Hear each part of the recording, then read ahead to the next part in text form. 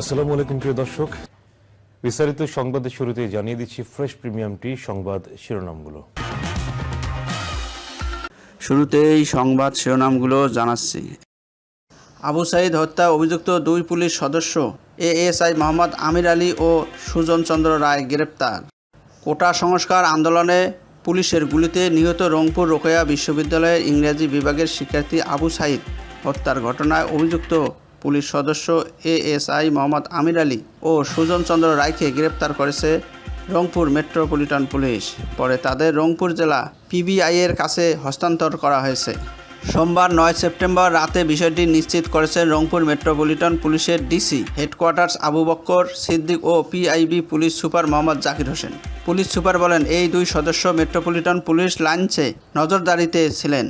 আজ তাদের মহানগর পুলিশ পিআইবি এর কাছে হস্তান্তর করা হয়েছে।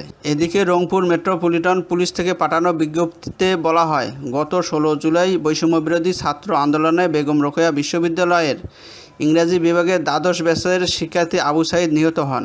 এ ঘটনায় মেট্রোপলিটন তাজহাট থানায় গত 19 আগস্ট মামলা করা হয়। এই মামলায় আসামি এএসআই মোহাম্মদ আমির হোসেন এবং কনস্টেবল সুজন চন্দ্র রায়কে মামলার তদন্তকারী কর্মকর্তার রিকুইজিশনের ভিত্তিতে আইনানুগ ব্যবস্থা গ্রহণের জন্য সোমবার পুলিশ ব্যুরো অব ইনভেস্টিগেশনের কাছে হস্তান্তর করা হয়েছে।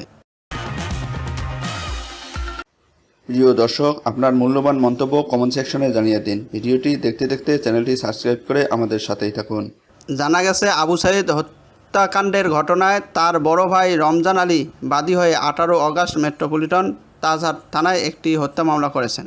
এ ঘটনায় মামলার আসামি হলেন পুলিশের সাবেক মহাপরিদর্শক আইজিপি চৌধুরী আবদুল্লাহ আল মামুন এবং রংপুর রেঞ্জের সাবেক উপমহাপরিদর্শক ডিআইজি আব্দুল বাতেন, রংপুর মহানগর পুলিশের সাবেক commissioner Mohammad Moniruzzaman, DC crime Abu Maruf Hossain, police সদস্য সৈয়দ আমির আলী, সুজন চন্দ্র রায়সহ 17 জনের বিরুদ্ধে মামলা করা হয়েছে। এছাড়া অজ্ঞাত পরিচয় আসামি করা হয়েছে 30 থেকে 35 জনকে। এর আগে গত 3 আগস্ট এই দুই পুলিশ সদস্য এএসআই আমির আলী ও কনস্টেবল সুজন চন্দ্র রায়কে বরখাস্ত করা হয়েছিল। পরবর্তী সংবাদ দেখার আমন্ত্রণ জানিয়ে শেষ করছি। আল্লাহ হাফেজ।